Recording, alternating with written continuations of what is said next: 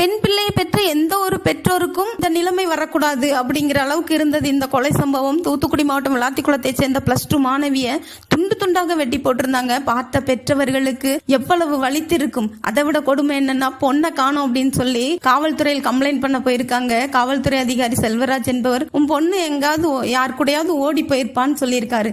எவ்வளவு மனவேதனையில பொண்ணை காணும்னு சொல்லி கம்ப்ளைண்ட் பண்ண போறோம். நீங்க விசாரிச்சுட்டு தானே சார் எது வேணாலும் சொல்லணும். எதற்காக இப்படி சொல்றீங்க? இதனாலதான் நிறைய மக்களுக்கு காவல்துறையை பிடிக்கிறதே இல்ல. எல்லா அதிகாரிகளையும் நாங்க சொல்லல. இன்னொன்னு, அனைத்து மகளிர் காவல் நிலையத்தை சேர்ந்த இன்ஸ்பெக்டர் பிரவீனா ரொம்ப முறைகேடா பேசியிருக்காங்க.